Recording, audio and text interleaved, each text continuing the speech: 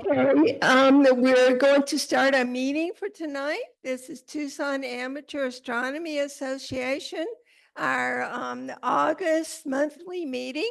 And we're so glad to have people here with us in person and on Zoom and on Facebook.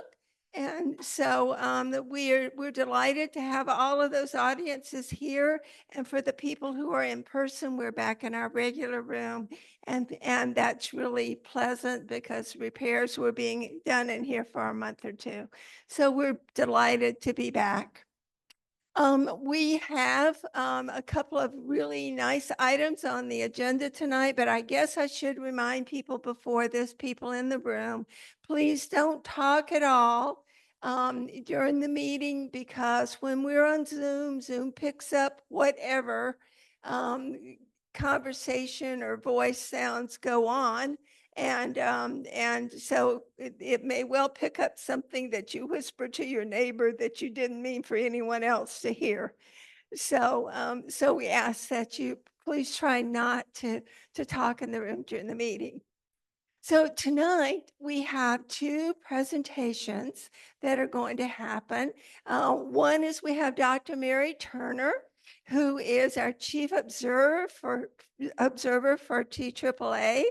And in that role, she does quarterly presentations for us and talks about what's currently up in the sky that we can all enjoy, or hopefully can enjoy part of, depending upon what's happening with our summer weather. So, Dr. Turner, are you ready? Okay.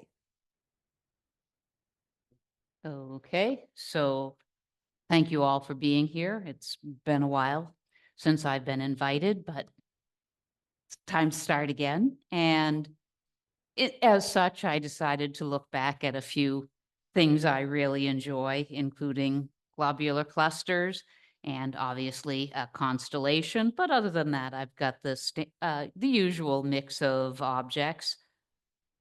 Not sure why things look like they got cut off on the side, but that's all right. All right, so the constellation I would like to talk a little bit about today is the constellation of Hercules.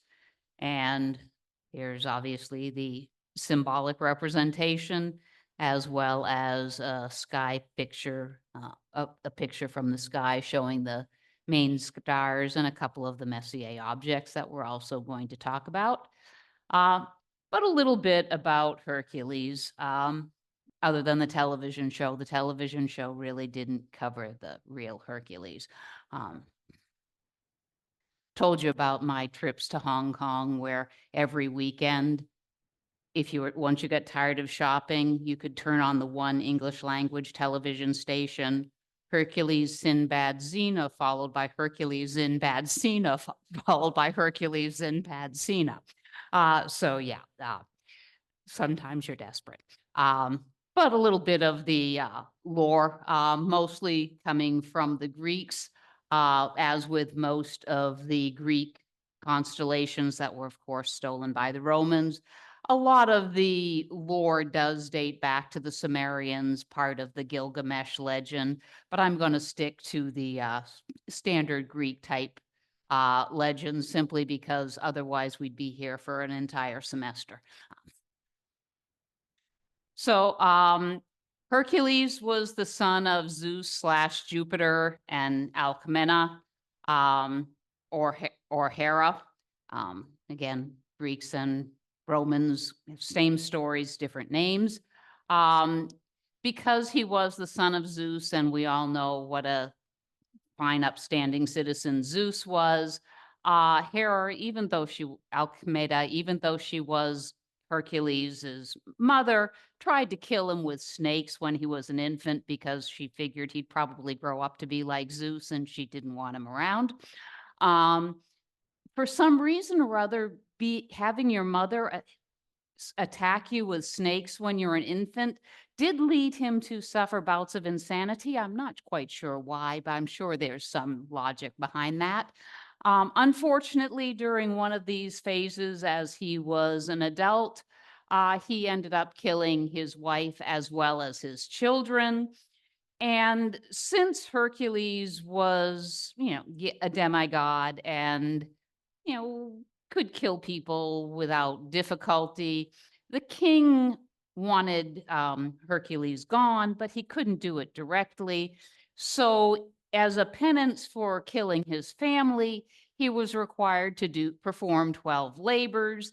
The basic idea behind each of the labors was there was no chance of him surviving any of them, let alone surviving all 12. But as we know, things don't always turn out the way the kings want. Um, Problem with Hercules was also, as so many of the demigods were, he thought a lot of himself, thought he was the strongest man on earth, considered himself equal to the gods. But obviously, that's not appreciated by the gods either. Um, we'll talk about the 12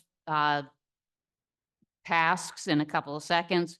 But again, other things he did was he did travel with Jason and the Argonauts. He did help the gods win the war against the Titans or the giants. He killed another king. He was part of the sacking of Troy. In other words, he was around for a while. When he was poisoned, which led to his ultimate demise well after his 12 tasks. He built his own funeral pyre, climbed up on it, and set himself afire.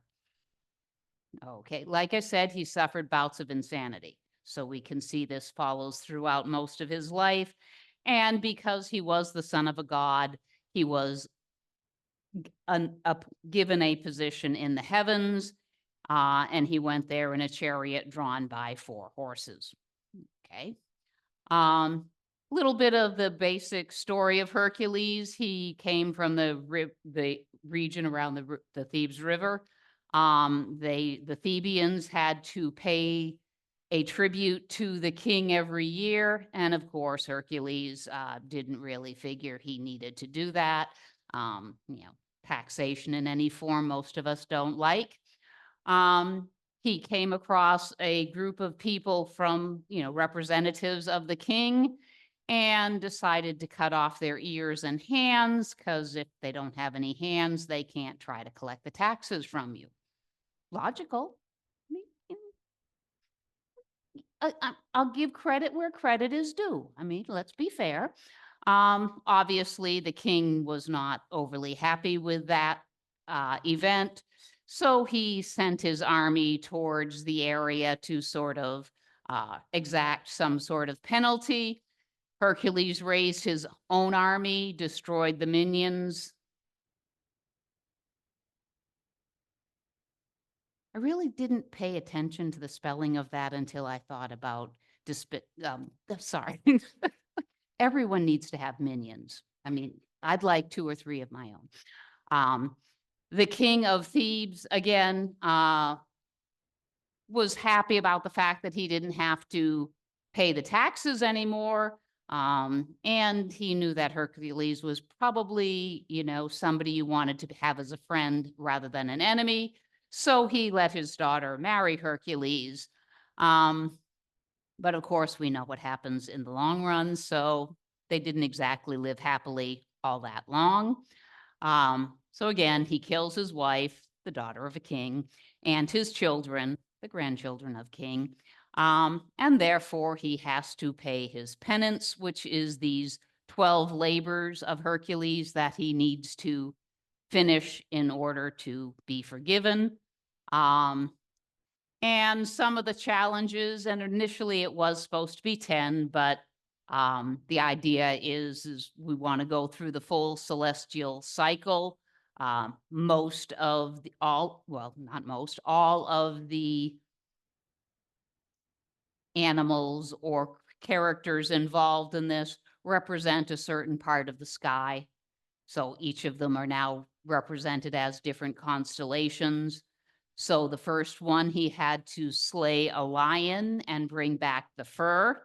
And basically that lion is represented by Leo in the summer sky. He also had to kill a hydra, these nasty snake things, and we know he doesn't like snakes. And when we go into the region of Cancer, Hydra is very nearby. And then we have the crab and the snake in the sky following Hercules. He also needed to capture the that animal without killing it. And basically in Scorpio, Hercules comes up and we have a stag where Hercules rises. The Romans considered that to be a deer or a stag. Okay. He also had to kill a wild pig or a boar. He had to clean the stable, some very, very dirty stables in a single day. Basically, this represents the constellation Aquarius, a river, and he diverted the river to just flow through the stables. And basically, the idea is that the sins of the world were washed away when he was cleaning the junk out of the stable. Makes sense. Then he had to exile the Stymphalian birds, and this would be represented in the sky by the constellations Aquila, Lyra, and Cygnus. He had to capture a bull, and this is nice thing about this is, again, he didn't have to kill the bull, he had to capture it, and brought the captured bull to the king, who immediately let it free to cause havoc all over Greece so he could expand his power base. Things haven't changed much, have they? He had to steal the man-eating horses of Diomedes. And again, the horse is represented by the Pegasus constellation. He had to obtain the saddle or girdle of Hippolyta, who was the queen of the Amazons. He had to obtain some cows. And again, the Milky Way sort of it has had a context of being milk being spilled across the sky. And we've probably all seen that, especially if you go up to the Grand Canyon when you can see the Milky Way in its full glory. So he also had to steal some apples and from the Hesperides, and Ursa Minor represents the seven sisters, the Hesperides. Ursa Major was their apple tree. Again, many of the different constellations have more than one story associated with them. He also had to capture the guardian dog of the gates of hell. And originally the constellation Pisces represented the underworld. So we can see as we follow through the legends of Hercules, we go through the entire rising of the northern constellations through the course of a year, which is somewhat fun. So that's a little bit of my myth and legends for this quarter. Now let's talk about some other objects. And again, since we are blessed with a lot of rain, and as long as we're having rain, I don't object to the clouds. I object to clouds when we don't get rain. That's just not fair. So I figure since we're not going to have that many opportunities to look at things over the next 6 weeks or so, we might as well look at some of the ones that are worth going out of your way to see when you can see them.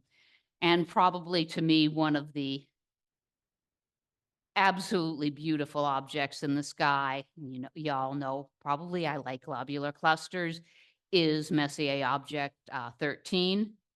And again, the one of the two globular clusters in Hercules located right over here. And there's an image of what it looks like. And yes, I will admit that's, came from the astronomy picture of the day up on NASA. But the fact is, with a reasonable sized telescope, you truly can get a wonderful image of the Hercules globular cluster, effectively what my mother used to refer to as diamonds on black velvet. And once you see it in dark skies, you'll know why she always spoke of it in those terms. It's just an amazing object to look at. It is only the second largest globular cluster.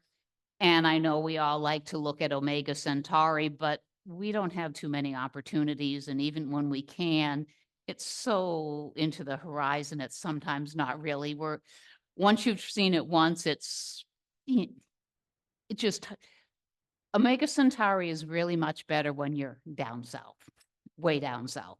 And again, another image of Hercules. And although it's hard to see on the projection, you'll notice, of course, lots of big yellowish stars, but you'll also notice quite a few little blue stars in here. And this is an image showing individual stars. And yes, there are blue stars within globular clusters, especially the very dense globular clusters. But again, I will give you a little bit of information for you to share with, someone who might be looking through your telescope at a star party. But for most of us, with M13, all we do is look at our telescopes. We don't need to understand all of the details behind it. Again, it is the second largest cluster within the Milky Way. Under reasonably dark skies, it is a naked eye object, but obviously binoculars or a scope, the bigger the better. It is much better to look at. It's not the oldest globular cluster out there. It's a little over 11.5 billion years old, and it's about 25,000 light years away. Physically, it's about 145 light years across, which looks like about 20 arc minutes. So again, 2/3 the size of the moon is how I'm going to phrase it. It's relatively bright at about a 5.7. There are somewhere in the ballpark of 300,000 stars within the cluster. Most of them are concentrated towards the center. The mass distribution is about 100 times denser in the central region than it is as you move across the cluster. The blue stars we were looking at are referred to as blue stragglers. And these are relatively young stars. It's just the stars in the core region are so dense, they actually do run into each other. And that can result in star formation. So it's like when we talk about Andromeda and Milky Way moving together, and you say, well, what's going to happen? And fundamentally, well, obviously the shape of the galaxies are going to change when it becomes merged, but the likelihood of stars colliding is slim to none because there's so much space within the galaxies themselves. This isn't true within a typical globular cluster. So because there's such concentration, there actually is quite a bit of star formation. Now, of course, what we're looking at now happened 25,000 years ago. But again, there's probably still star formation going on now just because there's so much matter towards the center of that cluster. And Messier 92, I feel sorry for. It's really a nice object to look at. Has many similarities, but it's quite a bit different from the Hercules cluster M13, but it's just, okay, it's not quite as big, it's not quite as bright. So it's like after you've looked at 13, who wants to look at 92? You really do. Mainly because it's a whole lot older. And again, a couple of pictures. One of these days, somebody's going to find a projector that actually shows color properly. Again, you're going to see lots of active regions within this, and you can also see here that there's, again, most of the mass and obviously energy is concentrated towards the core, but that all a very large region that's still gravitationally bound to each other. And here's another little image of Messier 92. Again, showing a lot of bright orangish stars. There are a few blue stragglers in there, but not quite to the level. But again, it's not as large and it's not quite as dense as Messier 13. but it is one of those things that Webb started to take pictures of. So we might as well start looking at some of the Webb pictures. Now you might say, well, that's sort of boring. The problem is the central core, even though it's much dimmer than that of Messier 13, it's still enough to saturate the sensors. So they actually have to block out the central region so you can see the rest of the cluster. Just like when you're looking at a chronograph where you block out the sun, effectively, this is how they're blocking out the central region. It's just doing rows of pixels rather than, putting some type of obscuration there. And this image over here is simply a much smaller region of this. So instead of going out across, 140 light years, we're only looking at about 10 light years right there. And again, it is a globular cluster. It is located within the bounds associated with the Hercules constellation. It's naked eye, but it's naked eye in quotes. This one, you really do need to have nice skies, relatively dark, to see it naked eye. But again, you want to use binoculars or preferably a scope to get a really pleasant look at this cluster. It's a little bit more distant than Messier 13, about 26,000, closer to 27,000 light years away, so an extra 2,000 light years away. It also is significantly older.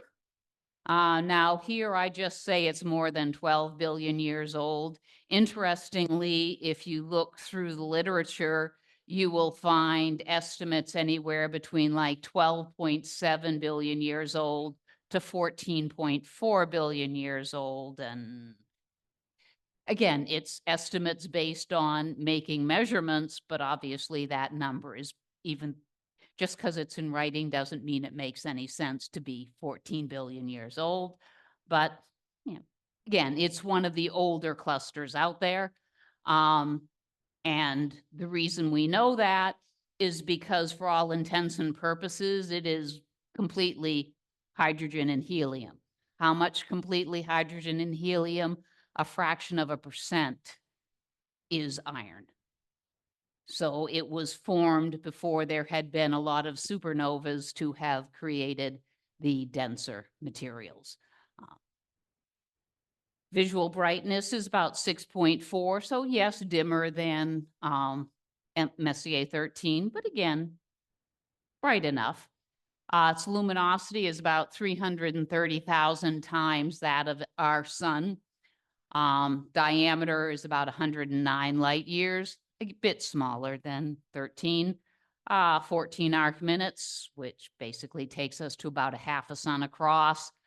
And again, about half of the energy is contained within the first arc minute of that zone, and then it drops off gradually. So again, it does have a very concentrated center, just like Messier 13. And the other neat thing about Messier 92, although it will not happen in our lifetime, we all know that due to precession, for instance, right now, Polaris is the North Star. But we also know, if we were to live about 25,000 years and kept looking north, we'd see that over time, there was a shifting of the stars, and different stars would have the position of our pole star as opposed to Polaris. Occasionally, Messier 92 is going to be within like a degree of the north celestial polar axis. So, if you had the opportunity to be here about 10,000-ish years ago, or maybe about 12,000 years into the future, you'd actually get to look directly north. And when you're aligning your scope, you could try to do it on Messier 92. How you'd find the center of it would be a little bit difficult, but even I could see it, which has certain advantages. I love Messier 24. And I like the reason it's a Messier object. It's also referred to as the small Sagittarius star cloud. We all know that the Messier object list came from Messier creating a list of objects that were not comets. Because back in Messier's days, if you discovered a comet, the king would give you a bonus. And back in the day, it was substantial. So lots of people tried to find comets, and they found a lot of things that looked like they maybe were comets, but weren't. So Messier put together a list of things that these might confuse you, but they're really not comets, except Messier 24. Messier 24, he simply put down a region in the sky in the Sagittarius area. It was just one of those things you have to look at. And it was basically, hey, I know this isn't a comet, but you got to look at this.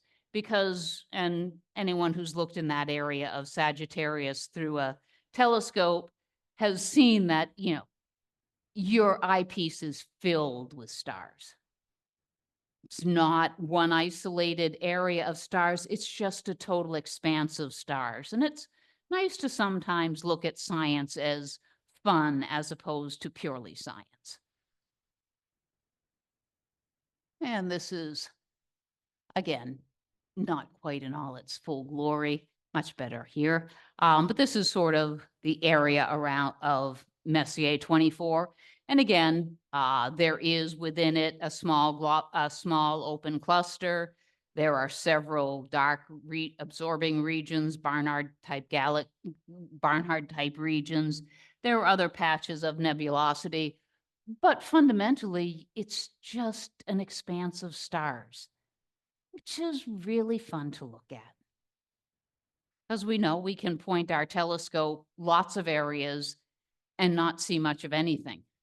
So to be able to go to one region and just be able to show that many stars all at once is pretty impressive.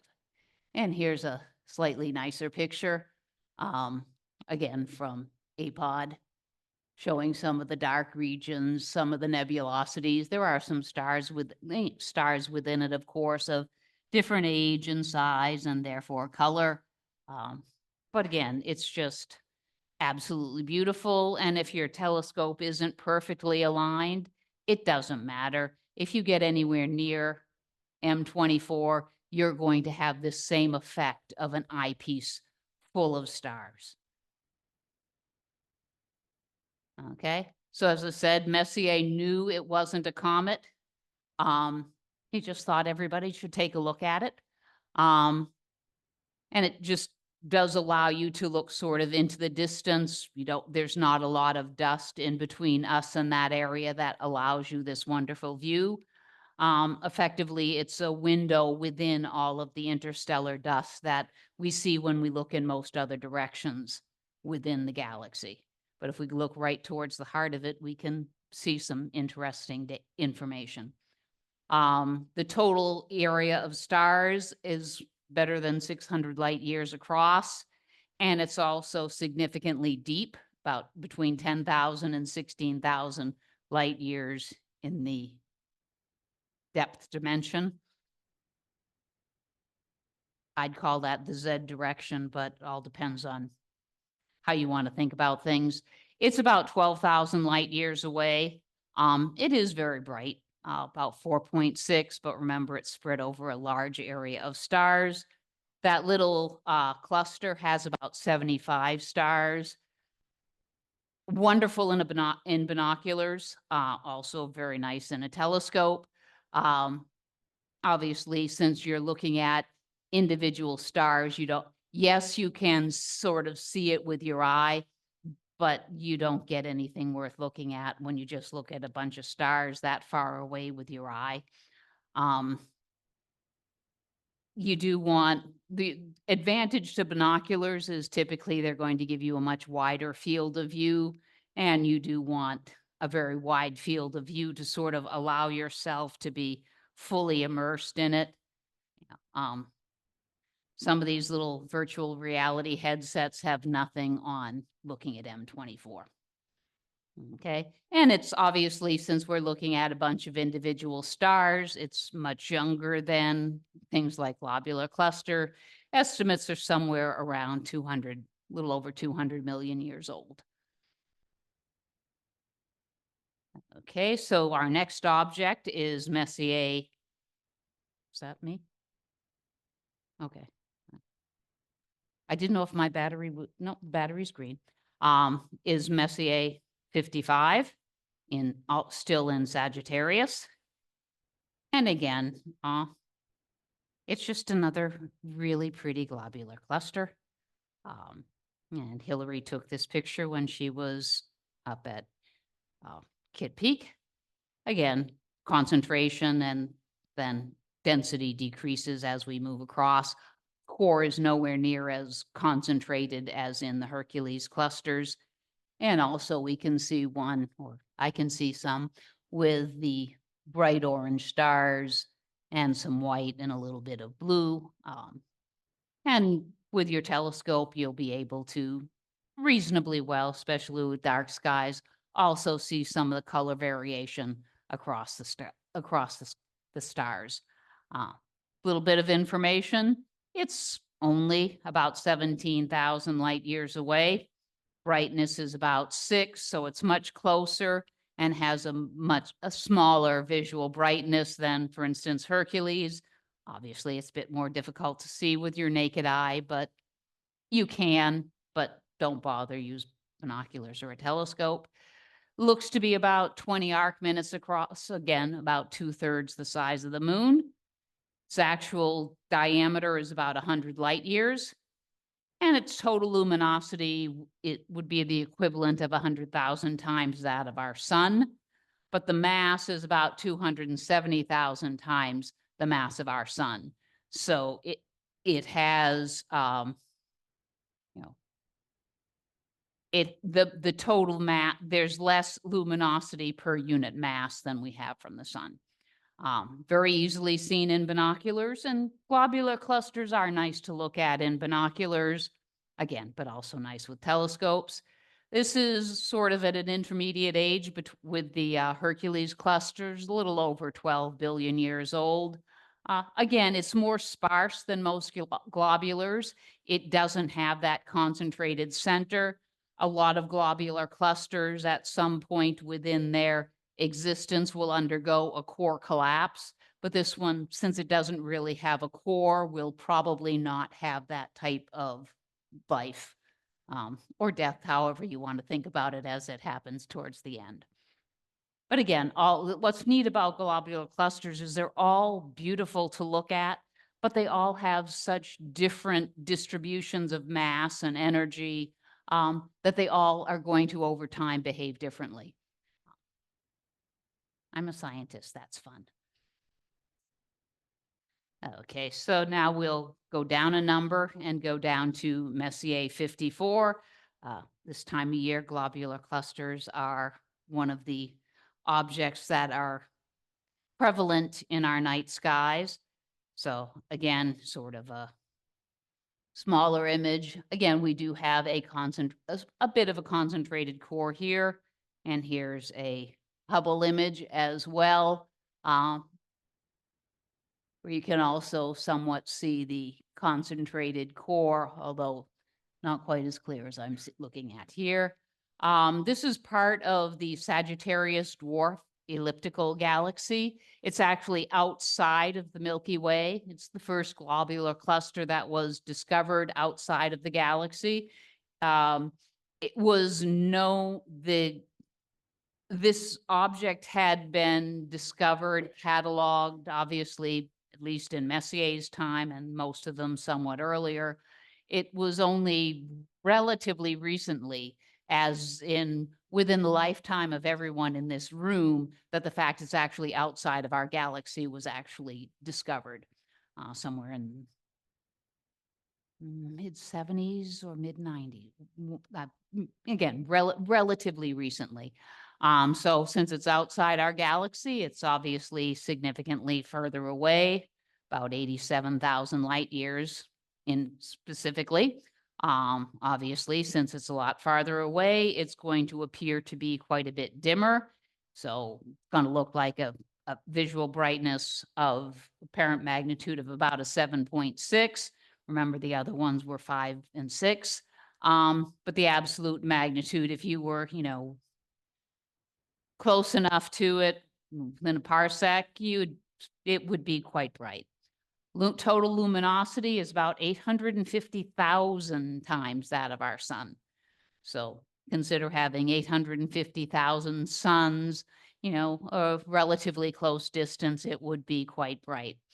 The apparent dimension is about 12 arc minutes across. So again, rough numbers, somewhere between a third and a half of the moon. But the core is only a little bit over 2 arc minutes. Okay. Linear dimension is about 300 light years. It definitely has a black hole at its core.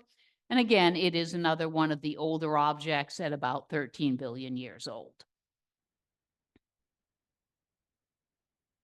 Messier 8, you can't have one of these talks without at least talking about the lagoon a little bit. It's so pretty. So here's again, a NASA image of the lagoon and the hourglass area of it. The hourglass area is a region of ongoing star development. It's really, really pretty. I mean, it's absolutely gorgeous. One of those things you could spend hours looking at, except not this time of year, because it's probably going to be raining before we leave here. Maybe it'll stop before we end. It is a stellar nursery in that bright region that's also referred to as the hourglass. There are about at least 4 what are referred to as HH or Herbig-Haro jets. So you've probably seen those pictures of star formation where you see the gas jets extending outward. There are several of those noticed within that region of M8. So again, those are those are an artifact of star production. So it still is a stellar nursery. It's about 90 arc minutes by 40 arc minutes. And again, 90 would be 3 moons. 40 is a little over the diameter of the moon, which is equivalent to about 110 by 50 light years. Magnitude is about 4.6. It is an object that, again, you can see with your eye, just not in anywhere near its full glory. It's only about 5,000 light years away, which is, of course, relatively, sort of in the neighborhood. The bright star that's on the right, oops, sorry. Okay. Sorry, I don't speak Apple, so yeah, so we have a bright star over here. It really is a bright star. In the visible, it has about the equivalent luminosity of about 23,000 times that of our sun. And it has quite a bit, it has 44 times as much ultraviolet light as it has visible light. Instant sunburn, you don't want to get too close to it. There's also an open cluster with about 30 stars within that region as well. So again, anything that we can look at towards Sagittarius and Hercules in our summer sky, you're just going to see some amazing objects. And another fun one to look at is the Cheerio or the Ring Nebula. I think most kids understand it as the Cheerio. That's how you can tell whether you've reached the adulthood. Do you refer to it as the Cheerio or do you refer to it as the ring? Couple of pictures of the ring. One is a Hubble picture. You can see the star that went supernova and caused this gas cloud to be formed. Same here, a little bit smaller image. And of course, we now have the web. Yeah. Web is so cool.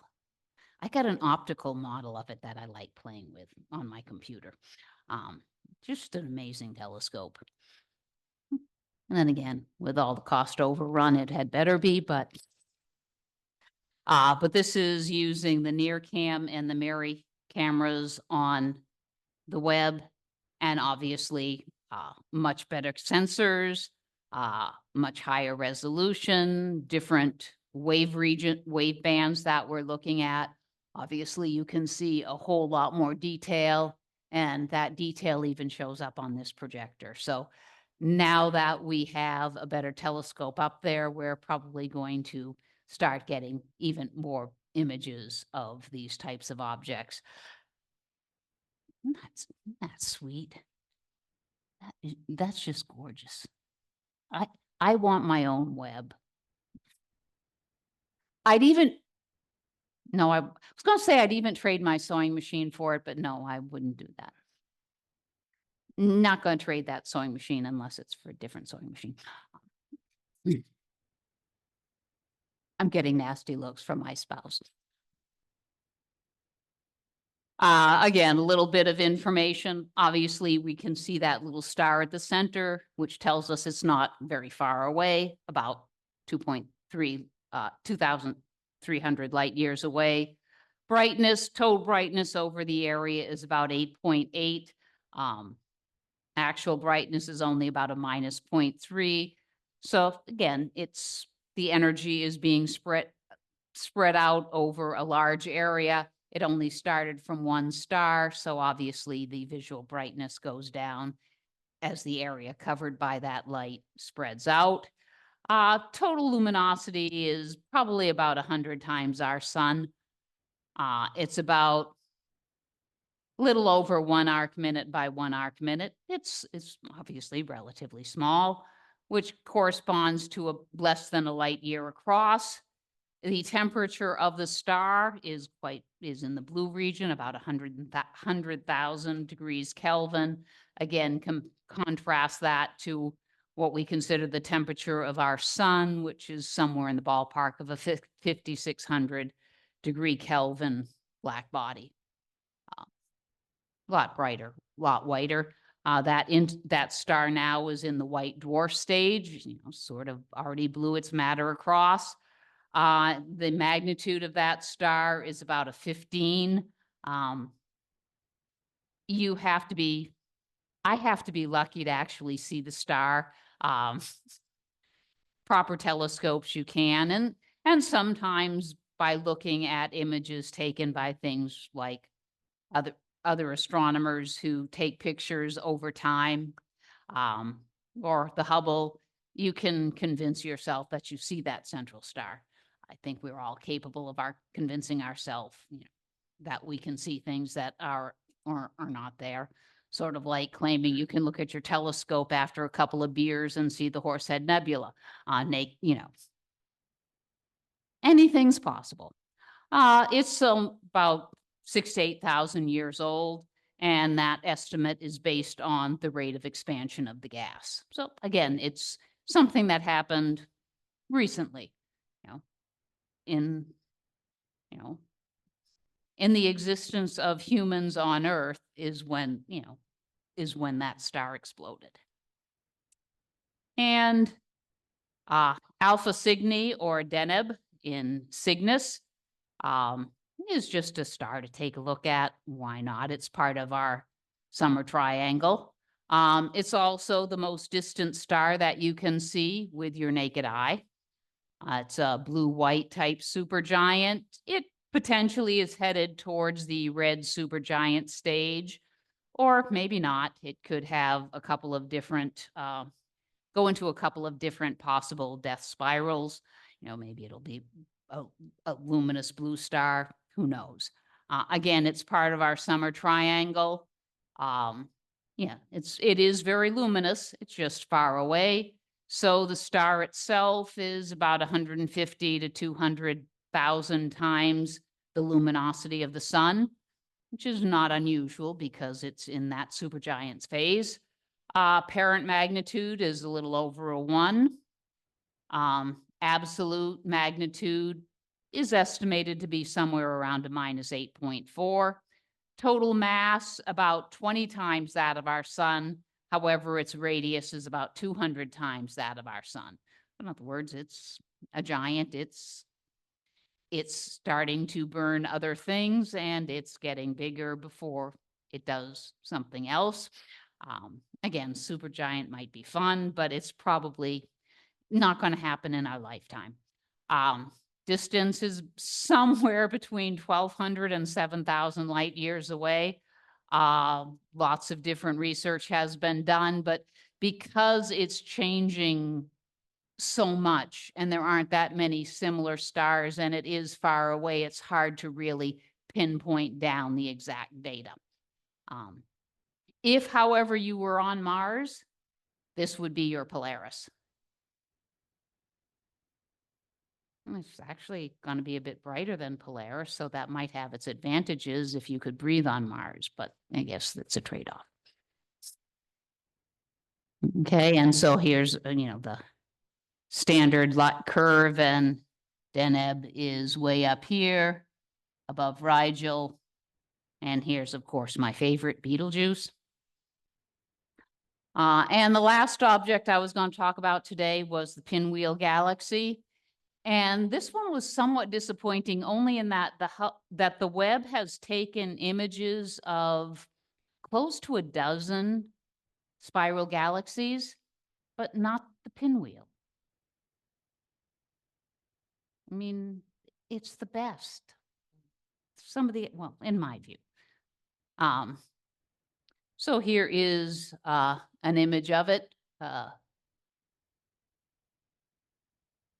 And we can clearly see the nice spiral structure, core, the concentrated area here, yes, black hole, and the different arms, star forming region along especially at the outer expanses of the different arms.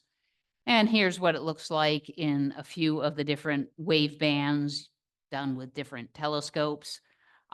So here's Hubble, where they've done the colorization of it. Spitzer is a deeper infrared, so we can see the heat signature of the star forming regions. Chandra is looking at it in the X-ray region. And so different wave bands show us different information. It's a spiral galaxy within a cluster of galaxies. It's about 25 million light years away. Magnitude is about 7.9, but that works to, again, at a standard distance, it would be about a minus 21.5. Luminosity is about 33 billion times that of our sun, which sounds like a big number, but the estimated number of stars is about 1 trillion. So again, probably like our galaxy, it's probably a little bit bigger. 190,000 light years as opposed to 120 to 140,000 light years. But just like in our galaxy, there's lots of mass and things like brown dwarfs and things like that. Same type of distribution. So you're going to have a lot of bright stars, a lot of heavy stars, but you're also going to have a lot of much smaller stars, which is typical for galaxies. So that's it. So thank you very much.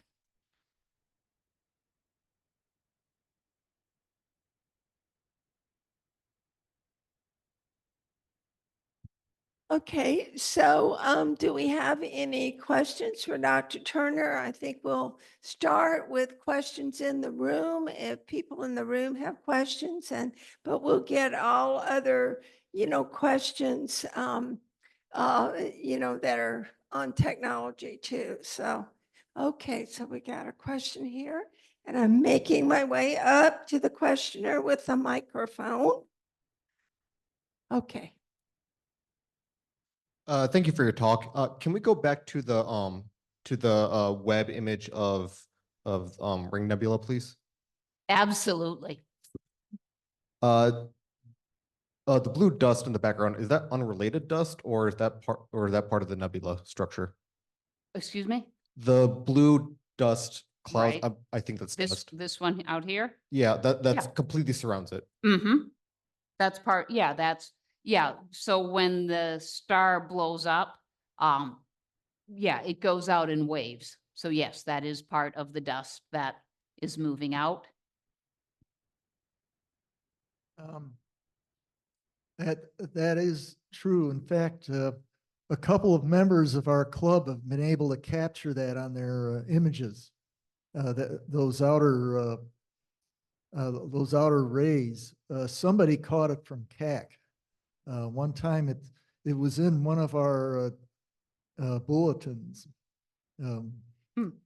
So I can't remember who it was, but not like that, of course. But Yeah, because again, the near cam is the near IR. So, although women do see further into the infrared than men do, and that is a fact. But on film, you might be able to capture it because some of the infrared will make it through, but that's good. That's got to be a heck of a setup. But yeah, but it is part of what was thrown out when when the star blew up. Okay, other questions in the room? Okay, just a second.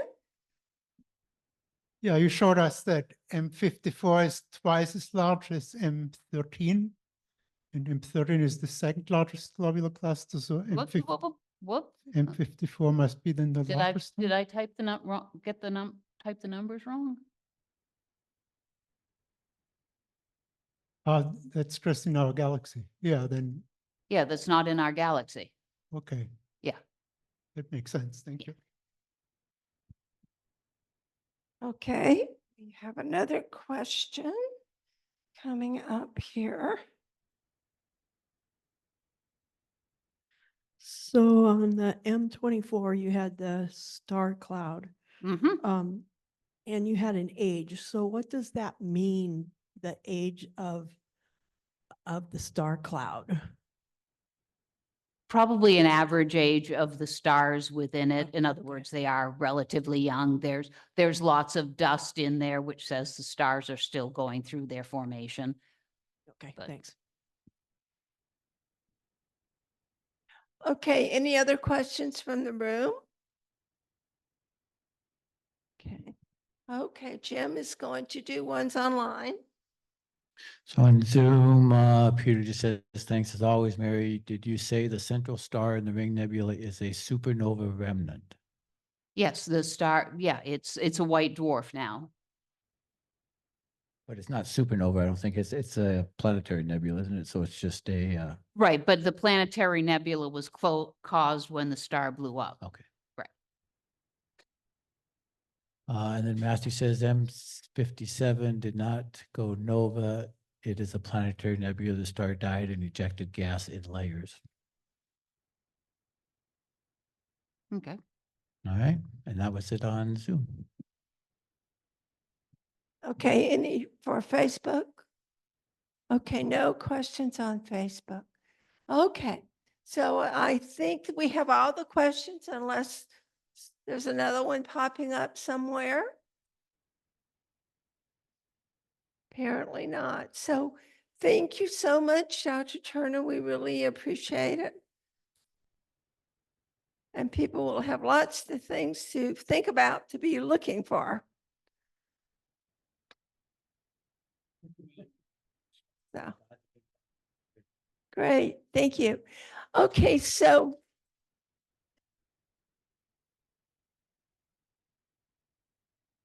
thank you. So we always enjoy, Mary's talk. She always comes up with some interesting things for us. Okay, our second presentation tonight is by Jim Knoll, and Jim has been helping with the computer system tonight, and Terry Lappin has also been helping us, and Susan Knoll has been operating our camera.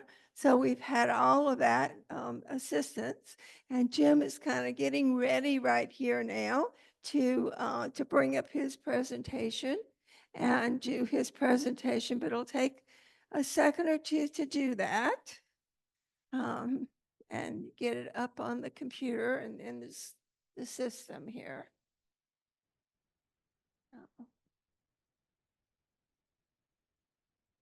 So Jim is going to be talking about the Grand Canyon Star Party, which of course we recently finished in June for this year. And the Grand Canyon Star Party, this was the 34th year. So Jim is going to cover some history for that event. And so he's got 34 years to talk about here. Exactly. All right, thanks, May. So, all right, so yeah, I want to just talk a little bit tonight about the history of the Grand Canyon Star Party. And my ultimate objective is if you have not yet been to the Grand Canyon Star Party, I hope this will inspire you to come up, because I'll tell you what, the Grand Canyon's up at 7,000 feet, some incredibly dark skies. We have about 1,100 people a night coming through, and from all over the world, and we set up about 50 telescopes. So I mean, if you're into any kind of outreach at all, this is a fabulous place to do it. So when I go through this, hopefully I maybe inspire you a little bit to give it a try. I'm going to start with a couple of videos. These are time-lapse videos. The first one was done by Bob Rose, and it's not this year's, but it was from last year. And then the second one is from Vanessa Grassu, and that was also last year's. And so we'll just kind of give you a little sample of what it is. All right, so here's the first one.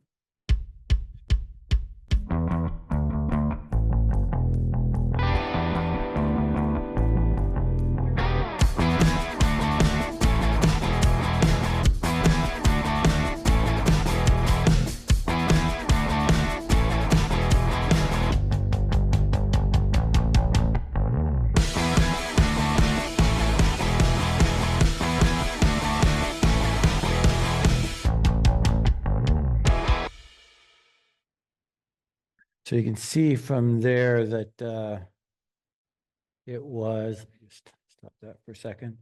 You know, you can clearly see the Milky Way through, got some really, the Milky Way, you know, when it's high in the sky, it actually casts some nice shadows down on you. So that one is really, and so if you look back, before TAAA even got involved, we had John Dobson and the San Francisco astronomers, sidewalk astronomers, went up to the Grand Canyon, and they actually did several different parks, but they did this in the 1970s and the early 1980s.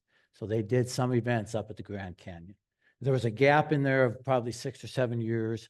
And then in 1990, Dean and Vicki Kettleson. So Dean Kettleson is considered our founder of the Grand Canyon Star Party.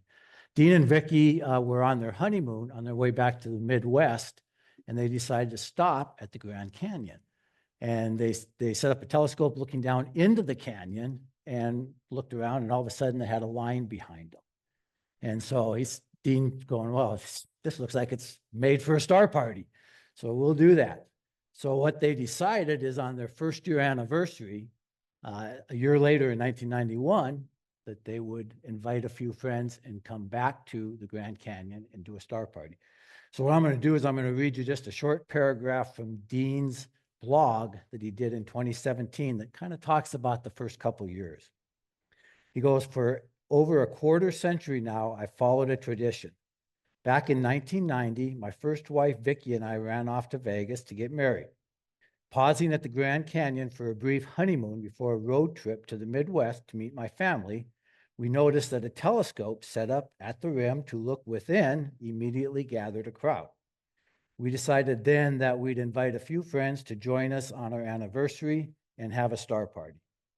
Thus was started the Grand Canyon Star Party, our anniversary in May of 1991. We had 4 telescopes over the week, was but freezingly cold, so have held it dark of the moon in June since the second iteration in 92. The early years, the Rangers seemed to tolerate us, and it took a decade to grow into the full partnership it is now between the park and Astronomer. I've managed to be the only attendee that has attended at least a night at every year's event, sometimes over the objections of my boss or my responsibilities of a caregiving spouse.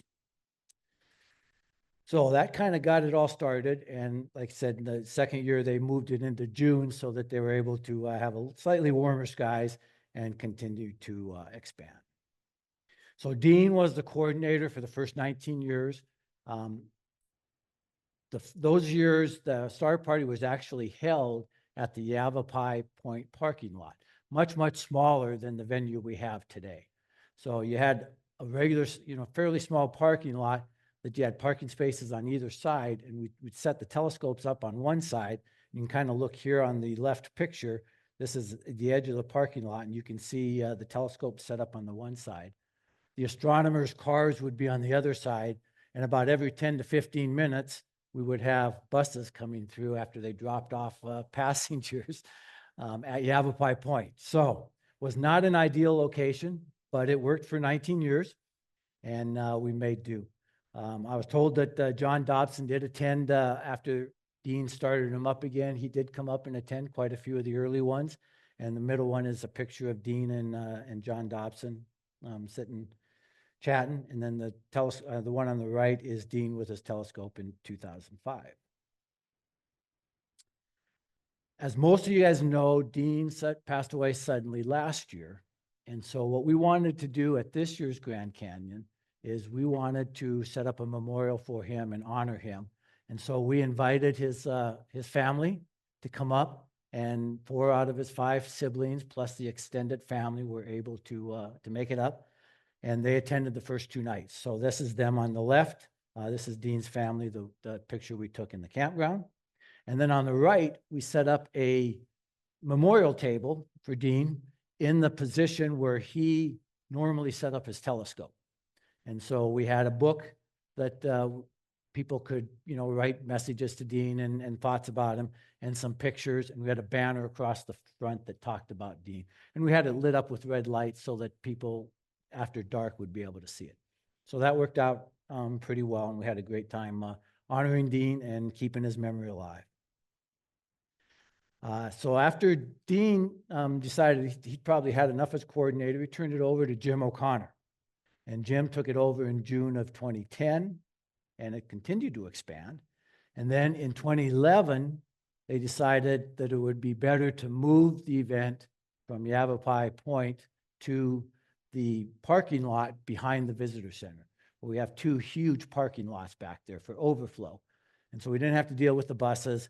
It was main bus drop off there, so it was easy for patrons and guests to be able to get there. So the picture on the left you see here is Jim, and then this is Marker Marshall. She was the lead ranger for about 10 years, from about 2006 to about 2016. And so she was our main point of contact for the Rangers. And then on the right is a picture of Jim talking to somebody looking with a solar scope. So when we moved it to the parking lot, if you look at the top image, this is the visitor center here. So this is the parking lot we had back behind. We had a lower one and an upper lot. The lower lot, which is expanded down here, is where the main telescopes were. So we had telescopes along the outside, and people can walk down the middle. And we set up 2 video or electronic assisted astronomy areas, one at the very beginning for anybody with wheelchairs or had other issues with navigating around through the dark. And then we had a second one that we'd set up at the far end in case, as they got back there, if they wanted to look through it as well. And then in the upper lot, we had room for more telescopes right in the middle. And on the left side, we'd have parking for the astronomers. And on the right side down here, we'd be able to do our constellation tour. So it was actually a very, very nice setup and nice and dark. We didn't have any issues at all with buses coming through. So that's where we've been doing it ever since. As most of you guys probably know, the Grand Canyon undertook the arduous task of becoming a dark sky park. Grand Canyon is a huge park, and they had over 5,000 lights that they had to inventory. So they started this process in 2013. They got them inventoried in 3 years, and then in 2016, they started the process of converting and retrofitting the lights. And in 2019, at the Grand Canyon Star Party that year, the International Dark Sky Association, now called Dark Sky International, or Dark Sky International, I think, awarded them the initial dark sky status. And that's because they had accomplished retrofitting at least 67% of their lights, which is a significant task to be able to do in 3 years. If you look at the pictures on the right, this is one of the entrances into the El Tovar Hotel, the lodge, and you can see the lights, you know, just kind of going out every which way. You can't see anything on the sky. It's not very light, dark sky friendly. And after the modification down here, you can see that the patio, the porch, and the sidewalk is still very much illuminated. And look at that, you can start seeing the sky above it. So these are some of the retrofits they did. And this is actually something that you can easily do even at home, just to do your little part if you want to, just adjusting your lights, making sure they're downward directed, only come on when you need them, you know, the right temperature and all that kind of stuff. It's really easy to be able to do that yourself. So like I said, in 2019, this is another picture of the award right here on the left. And then when it was announced, when they hit 67%. And then this year, they got the final designation because they achieved 90% plus of their retrofit. Now they're going to keep working towards the 100%, but at 90%, they were able to get full status. And so that was awarded this year as well. So that's really cool. There's a lot of parks now, and the parks are really emphasizing night skies and doing nighttime events because of that. There were 2 years that we didn't do any in person during COVID in 2020 and 21. But what we did do is we had some online talks, some virtual talks, and some virtual star parties. So if you just Google Grand Canyon Star Party 2020 and 2021, you'll come to these links. So you can take a picture of the link if you want to be able to go to it. But Raider Lane, who is currently our lead ranger, sets up all the talks. And so he coordinated to have the 8 talks. We have one talk every night. So we had 8 talks go virtual. And then several of us in the club did a virtual star party streaming stuff to our YouTube channel. And those were loaded on there as well. And that's kind of how we did it for those 2 years. And so it worked out pretty good. And it actually kind of kickstarted some of the virtual things that we're doing here in the club. Currently, I took over last year as the coordinator. We've kind of expanded the concept a little bit, the planning concept. When Jim O'Connor was doing it, he'd do most of the registration and running the star party and things like that. May has done a phenomenal job of managing the campground under Jim's tenure, as well as now.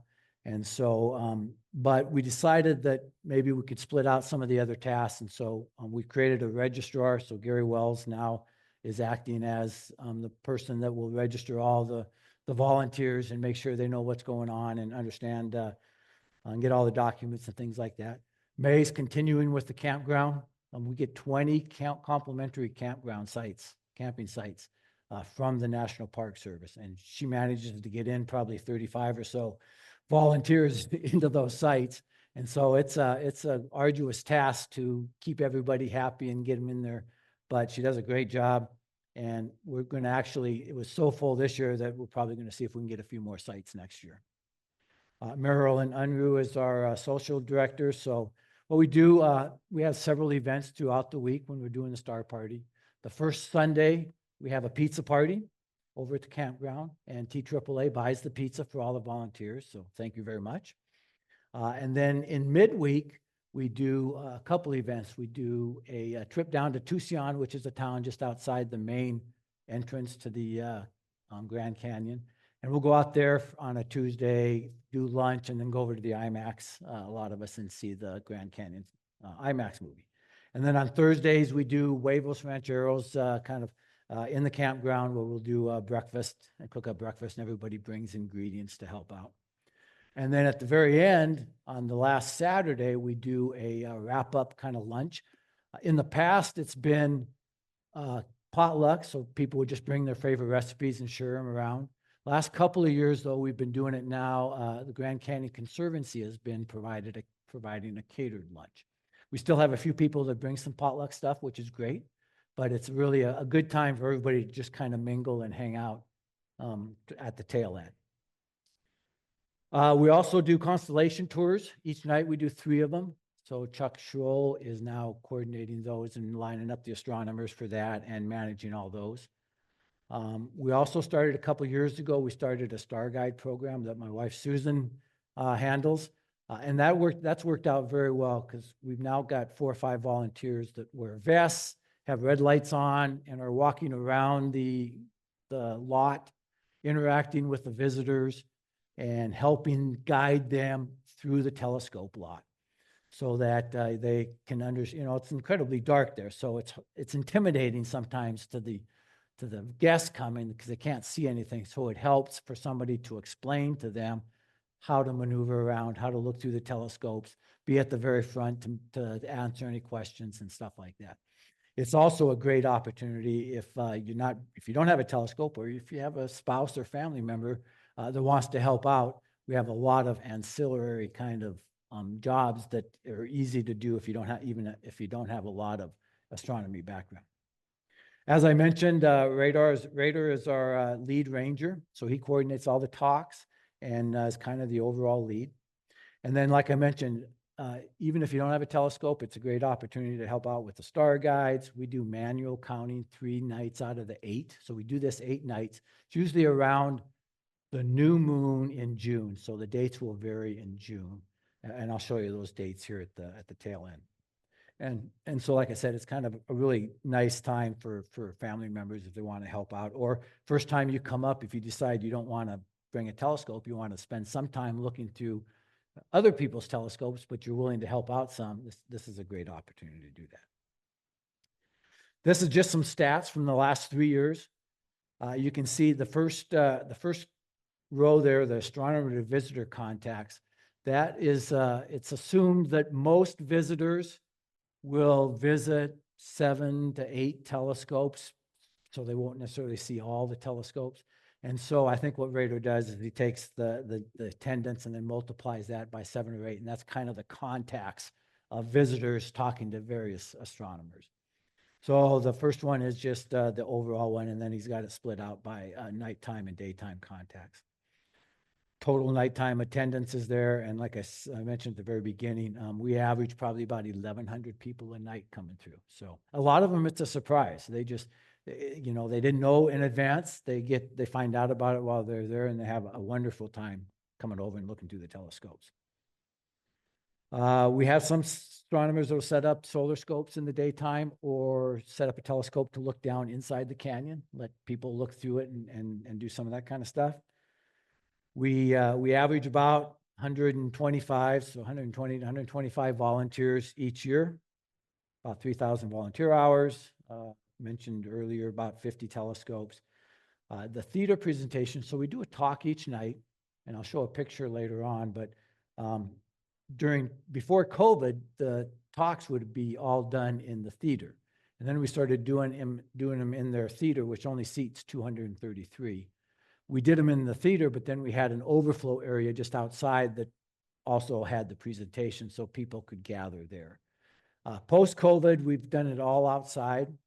This next year, I think we're going to try to move back inside to the theater where people can have a really great experience inside, but still have a good overflow area for people outside. So we're kind of still tweaking that. And then we do constellation tours each night. So we have 3 of those, and average attendance there, is 70 to 100 people each night. So that's kind of nice. They're just laser talks, walk around the night sky kind of stuff. So what I want to do here, I'm going to show you some pictures to hopefully get you maybe excited about coming up. The first group here is going to be a little video. I walked around the telescope a lot right at dusk and did some video of the telescopes being set up. The first part's a little bit on the dark side, but as I make the corner and walk away from the setting sun, it gets a little bit better. And then the second part, Bernie Stinger and I did a 33-minute live stream from up there just to try it, to see how it worked. And so I did some excerpts of that down to about 3.5 or 4 minutes. And I want to show you that just so you can kind of get a feel for what it's like at night and streaming the telescope stuff. It's the me walking around is a little bit jerky because I was doing it on my phone over the cell network, so it wasn't as smooth. And so hopefully we can kind of work that out a little bit better, but we'll see how it goes. So the area you're looking at right here, the very beginning, that's the back of the visitor center. And then this is the imaging area at the beginning of the lot. And as we circle around, you'll see that the telescopes are all pretty much set on either side with the open middle. That's my scope that's still covered up there. The big daub here is Bob Rose setting up his telescope.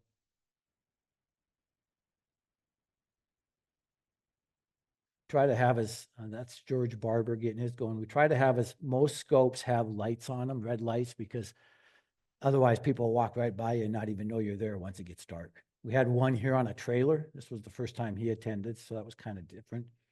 I didn't get a chance to look through his, but lots of Dobbs, lots of different size telescopes, big ones, little ones, binoculars. It's always good to have some of the smaller scopes and some binoculars out there because, a lot of the visitors will look at these monstrous telescopes and go, I can't afford that. So it's good to be able to, help spotlight some of the more inexpensive options available for them. The far end down here, we typically would have video set up, but we didn't have a lot of video this year. And so we had open to visual. So at the far end now, I'm making the swing back to the on the other side and going back down. Again, you can see lots of Dobbs. The cars you see up in the back, those are some of the astronomer cars that are parked in the upper lot.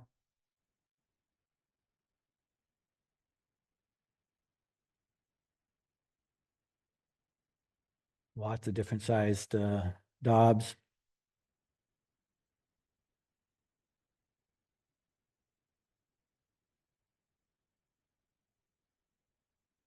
Here's coming up is one that had 3 binoculars set up on tripods, so that was good to give them different viewing options on that. The first 3 nights of the star party was pretty cold, so we were all kind of bundled up. Wind was blowing a lot, but it did warm up towards the tail end. So you have to kind of dress with lots of different options. Some homemade telescopes. We even have one here with a couple of light buckets or like paint buckets. And then this is kind of the front. This is the table we set up for Dean this year. This is where he would set up his telescope. So we had a little banner on there that talked about Dean and a book on the table. So astronomers, if they wanted to write any memories of Dean, they could. And some pictures on there. The wind kept blowing the pictures off, so we just eventually laid them down. And now this is the streaming portion. I'm going to do my best not to blind everybody, but I would like to. Sorry about the light. We're doing a live stream to our YouTube channel and the Tucson Astronomy Club. That's Susan working my telescope. You see it kind of jumps around, so hopefully we can maybe smooth that out. And then this is Bob Rose getting his telescope going. He's getting up and taking a look, trying to keep my red light out of his face.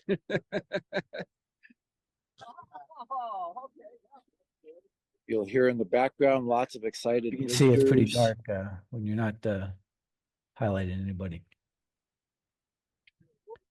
All right, good. And then Bernie did some streaming from his Unistellar EV scopes. We're going to do a couple objects with that and a little bit more walking around, but not too much. So this is All right, Bernie's. there's the Ring Nebula. Constellation tour starts in 4 minutes. Over here Yeah. where the dead stars are. We've got a good cross section of nationalities here tonight. I think it was just a German couple that came through a minute ago. Wow, is that cool? Is that worth it? Yeah. Oh, it's so clear. And what's up? It looks blue in the middle. Is that? That bluish green is from ionized oxygen. Oxygen. And the outer red band, Uh-huh. that's ionized hydrogen. Okay. Wow. That is amazing. I'm gonna try not to blind anybody, another- but here's another here's telescope lonely walking scope around. operator who's got some customers waiting. So we're live on YouTube. Hey, how's it going, YouTube? Good. We're streaming live to our Tucson Amateur Astronomy Association YouTube. So you got some customers over there. Go on up and have a look. I'll try not to blind you. So right now we're looking at Alberio. Do you know what that is? I do. Step on up here. Okay. Go around to this side. You are on candid camera. There you go. Tell us what you see. What kind of stars? Right one at the bottom, like constellation.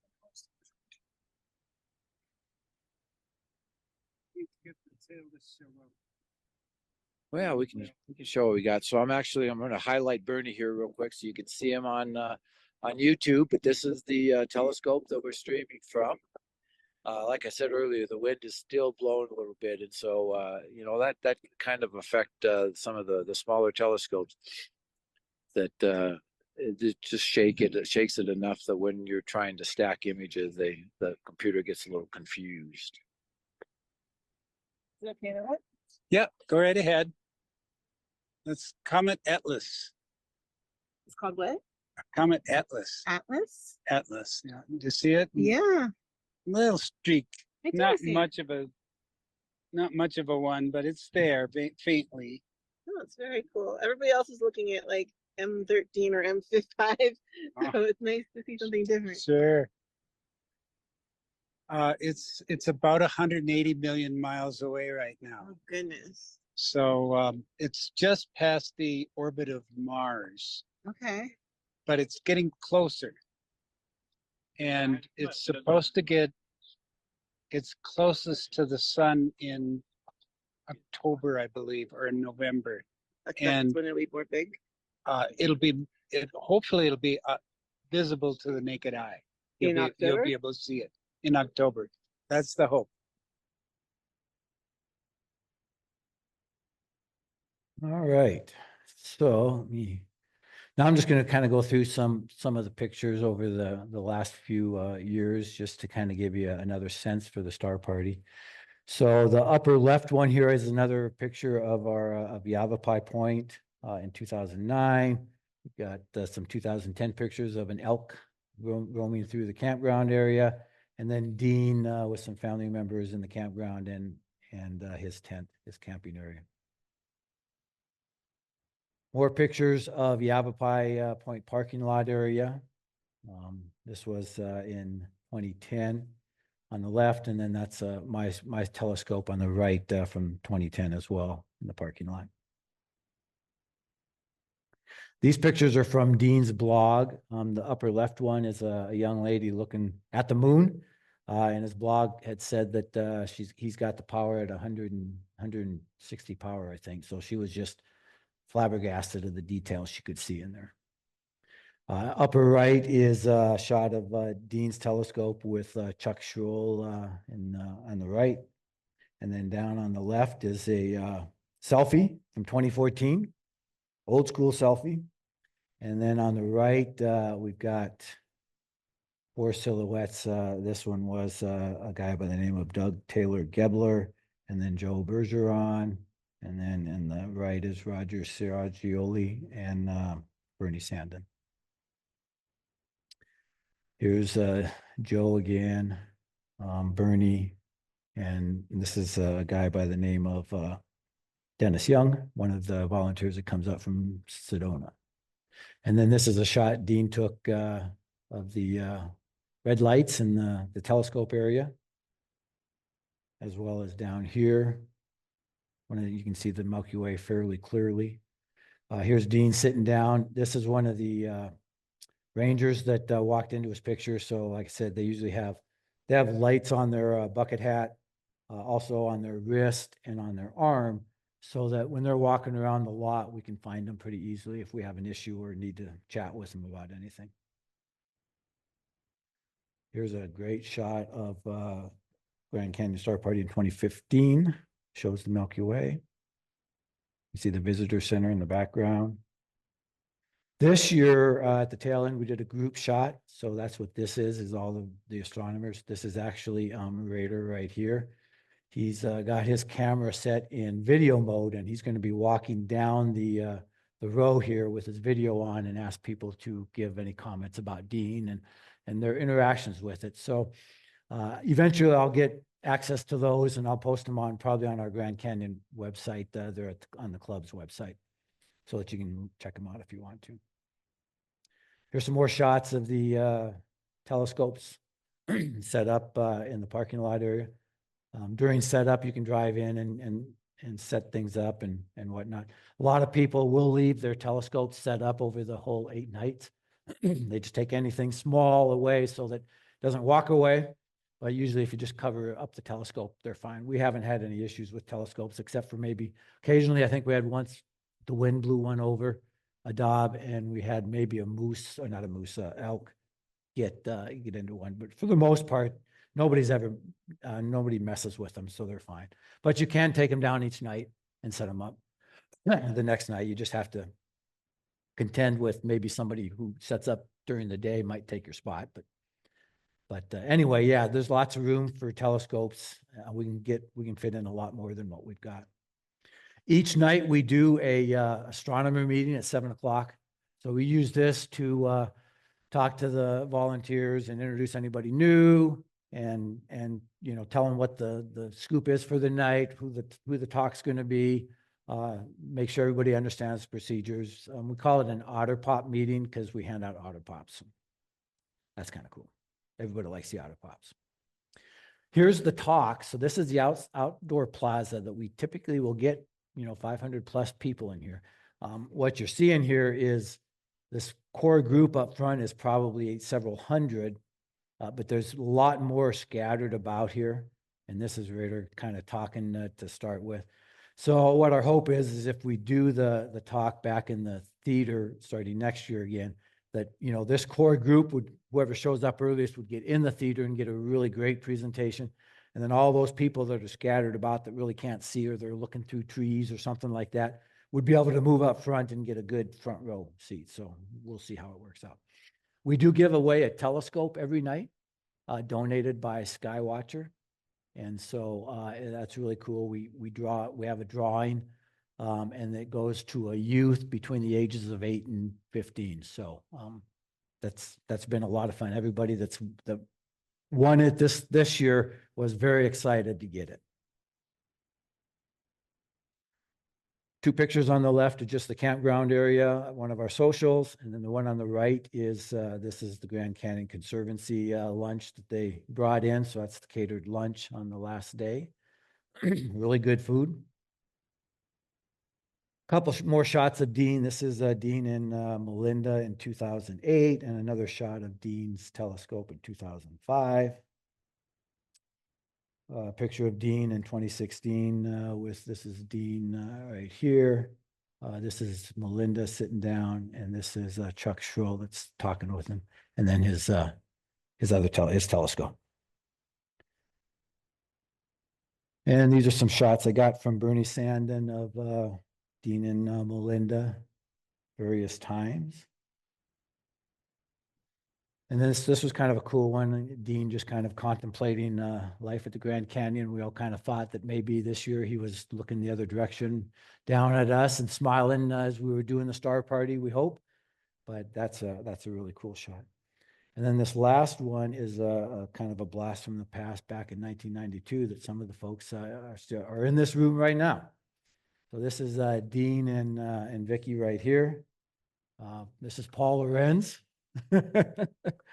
One of our members called Vivian Lewis, and then our very own Terry Lappin. So this was from 1992. The caption had said Grand Canyon Star Party 92, but Terry said that it wasn't at the canyon. It was at Chiricahua National Monument, probably. Anyway, here's a list of the next 10 years of star parties. So you can see they're mostly in June.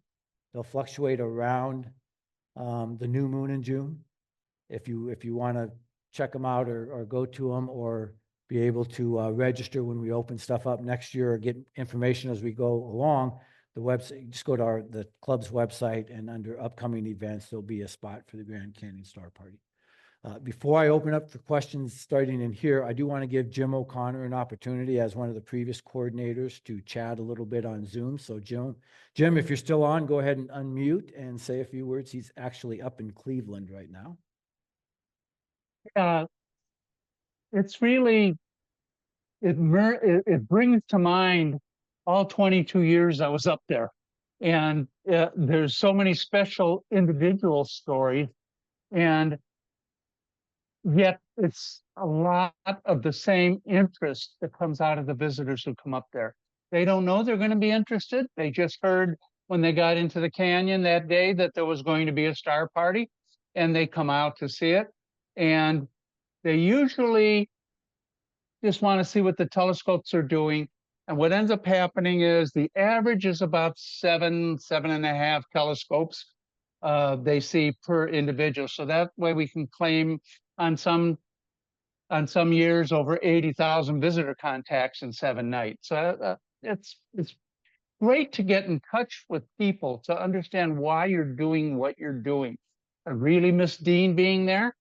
I learned a lot from him at the beginning and how to make this happen. I've got a lot of good friends there. I'm waiting to get back there. I had a little bit of illness this year, and my cardiologist says no going to Grand Canyon. And then he went and stuck a new aortic valve in my heart during the middle of that week. So I'm thankful to him for doing that. Now everything's perfect. When I see the things that are up there, what does not pop up when Jim tried to point it out, when you get up there and you see it, is all the number of small telescopes. And every one of us up there who has something set up always gets asked the question, oh, wow, that must be super expensive. And then usually one of us near where the video area where I'm doing has about an 8-inch Dobbs set up. And I asked them to ask that person how much it costs to get in and what they could see. So naturally, we're 7,000 feet. You're looking at an 8-inch tube, and you're looking at something. It sure looks nice at 7,000 feet. So when they tell them what the cost of entry cost of getting involved with it brings a lot of people to their nearest source of astronomy equipment after it's over, and that's the important thing. We're getting them out. We're trying to get them in touch with their home universe. And it was so much fun doing it, and I'm looking to get back to it next year. And if anybody has any questions, Jim's been around long enough to answer them, or I can help. And we hope you're enjoying seeing what we enjoy every year. All right, thanks, Jim. So May, I guess we can open up any questions in the room first. Terry, do you want to bring up the lights? Yeah, so do we have questions in the room? Have a hand from anyone? Okay. I will be right there with a microphone. Yeah, it's a comment. If you go to many dark sky sites, really dark sky sites, and if you look at the sky when it's a little cloudy, the clouds are a little bright against the dark sky, because up from there where the clouds are, you can see cities quite far away. But if you go to the Grand Canyon Star Party, and you saw that in the very first movie that you showed, there's clouds that moved across the sky were completely black, and that shows you that there's just no light source anywhere close. So it's a really special sight. Comments or questions from anyone else? Really nice memories of the Grand Canyon Star Party where, you know, you have these just precious interactions that amateur astronomers have, and that really capture so much of the essence of, you know, the value of these gatherings that we're able to do. And especially there where you could have people who didn't know each other at all, you know, who came together and with different interests. Well, I got just a general comment. I have to I can't imagine how many lives this event has altered over the years, because like when I had my first chance to see, I didn't get my first chance to see what a dark sky was really like until I was 21 years old, having grown up in Chicago. And I grew up in a family that had very little money. And, you know, believe it or not, a machinist could not afford a car in those days. My father was living proof of that. So eventually, when I joined the astronomy club back in Chicago, friends that I made through the club, I learned that they went out to dark sites out in Western Illinois and went to this state park in Western Illinois. And that was where I got to finally see what the real thing was like. And I never realized it all the time I was growing up. And there was many objects I couldn't see through the same telescope. All of a sudden, you know, I couldn't see anything in the backyard. I couldn't see the Veil Nebula. Gee, how come? Then I took aim at the thing. I just took a single swing at it, and boom, the East Branch popped into the field of view. And I mean, it was just amazing, all these different galaxies and everything. And I have to wonder, that was a life-altering experience, and that which ultimately led me to come out here, Tucson. That event and the events was the start of a chain of events that led me to come here. And I have to wonder how many lives were changed in a similar way over the years. But I'm sure for many, this may have been their first chance to see a dark sight. And, you know, if they came out here from New York City or somewhere, or any of the, I mean, when you look at that light pollution map, I mean, it's a tragedy. I mean, you know, a light pollution photo from space nowadays. And then, you know, that the majority of the population is under all that muck. And then so they decide to take a trip to the Grand Canyon when we're having our event. And they've, oh, I never knew there were all those stars up there, you know. So, and this is also a good opportunity to encourage better lighting. Or this is what you can compare your sky, this sky here, to what it looks like over your backyard from where you come from. And the difference is the artificial light we've become addicted to it. I mean, the whole world, in fact. Yes, thank you. It certainly does emphasize dark skies, and it's so nice that the Grand Canyon is certified now as a dark sky site. So do we have other questions on Facebook or on No Zoom? questions on Zoom, but John Kalis would like to make a comment. So John, you can go ahead and unmute and make your comment.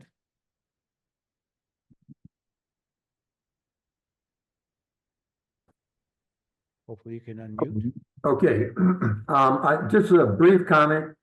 In some of the pictures that Jim has presented this evening, you saw Dean Kettleson with his black Celestron 14-inch Schmidt-Cass telescope on a very, very nice Astrophysics 1200 mount.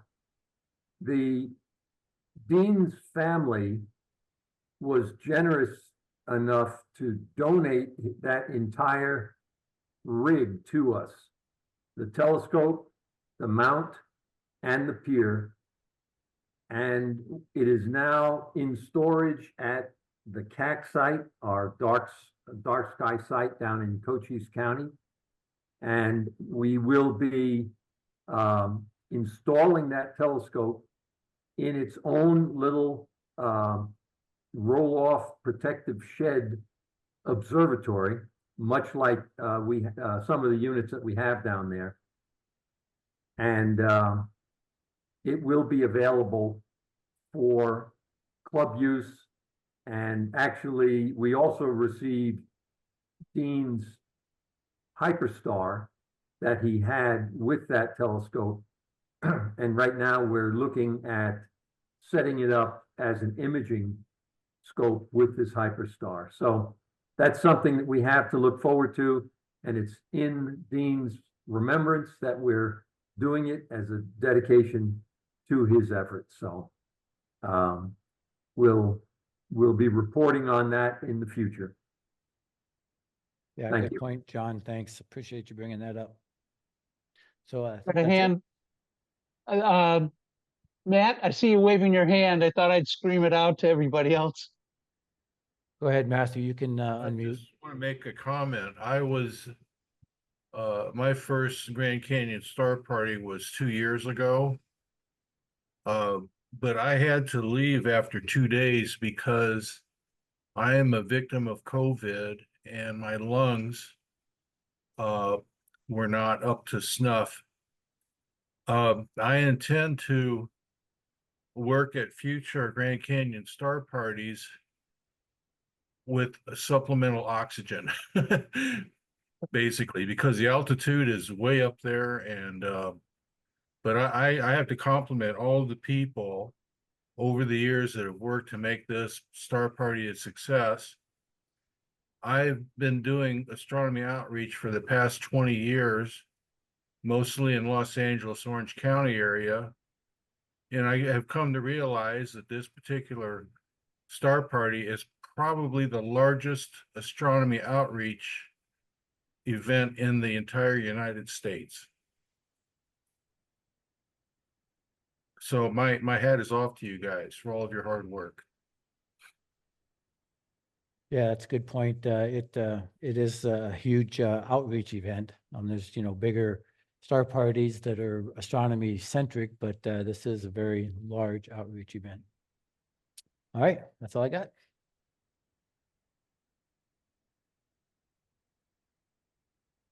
I'd like to throw in one more memory because Paul, when he was talking, reminded me of one of my favorite memories up there. I used to set up near Paul, both down in the lower pit, and then when we got up at the parking lot at the visitor center.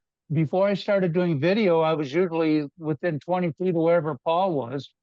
And a few years ago, when M51 had a supernova in it, Paul hadn't seen it yet. So he had M51 in his scope. I pointed it out to him. He was excited because he hadn't really looked at it before. And the next 3 nights, I could see him just keeping every visitor who came by him enthusiastic about what was really going on in the view he showed them. And it really, really made me feel we were doing good things out there. But it's a memory I'll always have with me, with how excited Paul got about it and how effective he got with the visitors from that point with that one object. Thank you so much, Jim. I do have one more comment from Facebook. This is from Dean's sister, Kathy. So she did come up and attend the Star Party this year with the family. She just says, thanks for the history of the Grand Canyon Star Party. Love the pictures of my brother, Dean. Thanks so much for letting us listen in. We had a fabulous time at the Star Party this year, and we appreciated you honoring Dean. All right. Okay, thank you. Now, let's see, I wanted to check with Eric Kakashka, who's here, because do you have a planet report for us, Eric? Okay.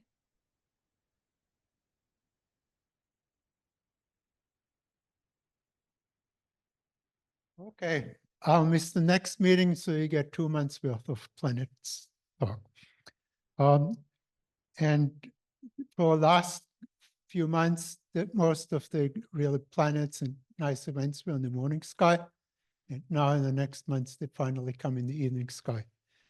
So the first planet visible in the evening sky is Venus. It's setting around 8 p.m., so that's not too far after the sun. It's not very good visible, but it's getting slower, better, and higher up. Then next in line, going further east, is Saturn. It will come into opposition on September 7th, so in about a month, and will be visible all nights. And this time, the rings are 4 degrees open, so it's far less than the 27 maximum. It's almost a thin line, and it will be actually next year, and at opposition, we'll see the opposite side of the rings because they'll switch over. And then not too far from Saturn is Neptune, about 10 degrees east, comes in opposition on September 20th. And then next year, actually, they'll be right next to each other at opposition, so they'll pass each other 3 times. Then going further east is Uranus. It rises before midnight now, and every day it's rising 4 minutes earlier, so it will soon be in the evening sky too. And it's these weeks or these months, it's about 6 degrees south of the Pleiades. And for decades, Uranus was hard to find because there were no bright stars nearby. But everyone can find the Pleiades, and so if you just go 6 degrees south, you're in the region and you probably have Uranus in the field of view of a binocular. Then going further east, Mars is rising around 1 a.m. And then in 2 days, it will pass north of Aldebaran, and both are magnitude 1 and both are orange. And so they almost look like each other, except Aldebaran is twinkling and Mars isn't. And so the northern one is Mars, of course. And not too far after Mars, Jupiter will rise. And Jupiter doesn't move very fast, but Mars does. And so on the 14th, 12 days from now, Mars will pass Jupiter, and the distance will be only 0.3 degrees. So it's about half as wide as the moon diameter. It's so close that if you put the telescope on Jupiter, you'll have Mars in the field of view as long as the magnification is not extremely high. And so you can see both planets as a disk right next to each other. That's really a good opportunity. It's in the morning sky, but I think that would be worth getting up to on the 14th. And even a day or two before and afterwards, they are still very close, because Mars doesn't go too fast.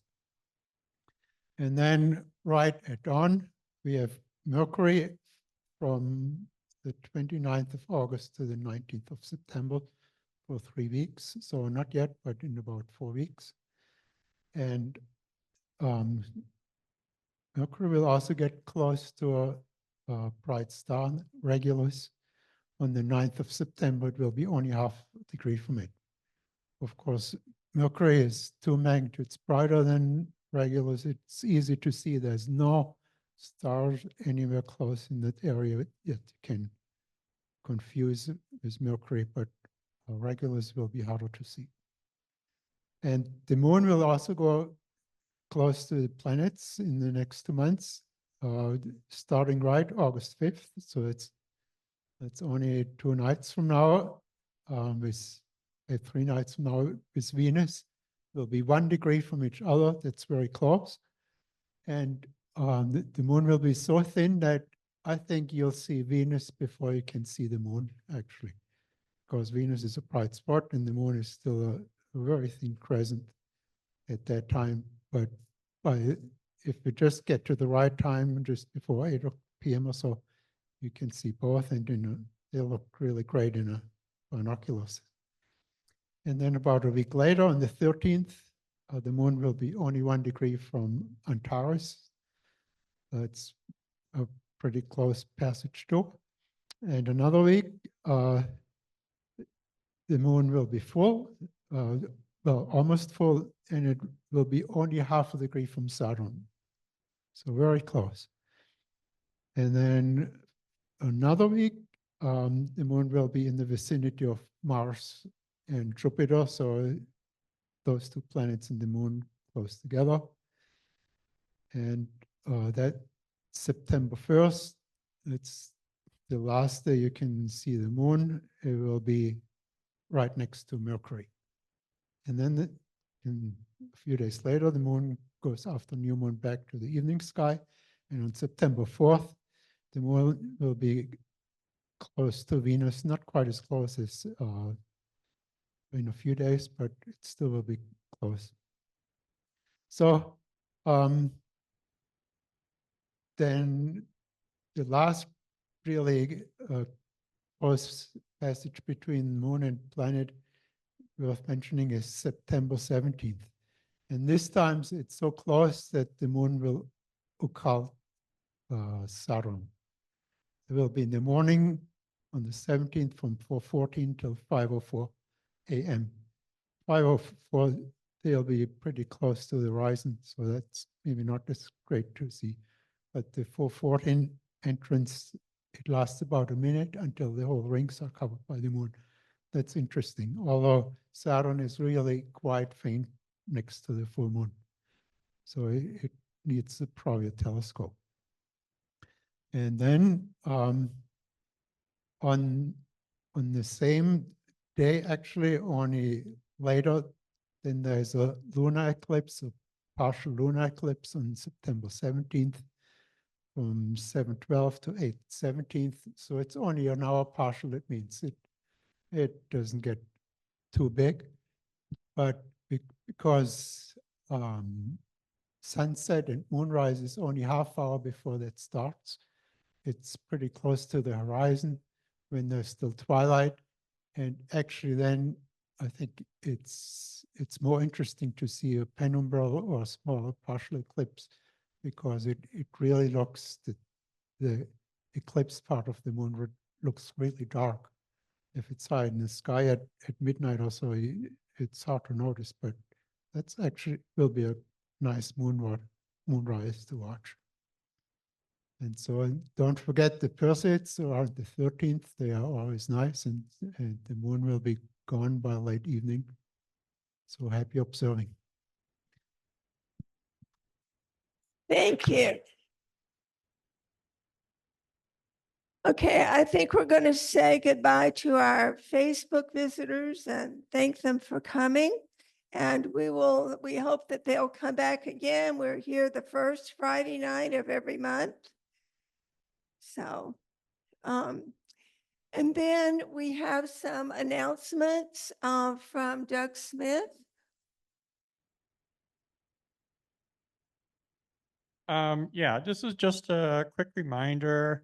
I've got a couple of workshops scheduled. They're on the website and in the newsletter. I still have openings for all of the workshops, basically. I've got the one coming up in 3 weeks, which is the Astronomical League workshop.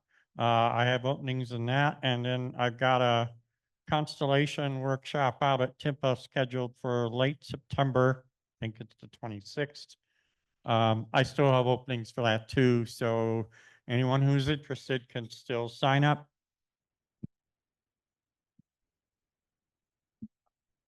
Great, thank you, Doug. Okay, I had one announcement about Grand Canyon Star Party t-shirts. There were 5 medium-sized t-shirts that did not sell at the Grand Canyon, so I have them with me. If anybody would like to purchase one, they're $15, but I only medium size were left, so that's all I have. And then Terry, do you have an announcement about IHOP?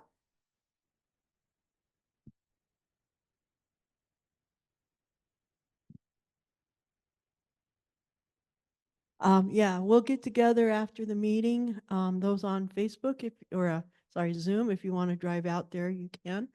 It's the IHOP on 22nd Street between Algernon and Columbus, south side of the street. I forgot to call them, so they will be surprised when we get there, but they should know us by now. Okay, it's IHOP, okay? How many are thinking of going? So we need 1, 2, like 5 or 6. Yeah, 7. Right. So yeah, just make sure that you tell them when you get there, if you get there first, tell them that you're with a group so that they, give you the correct seating. So, anything else that we need to mention tonight? Okay, thank you all for coming very much. We appreciate you being here, and we're glad for you to come to the August meeting. Usually the August meeting is the meeting where we have the lowest attendance of the year. And we actually fared pretty well tonight, I think, between the people, who were on Zoom and who turned out, in spite of what looked like it might be a rainy night.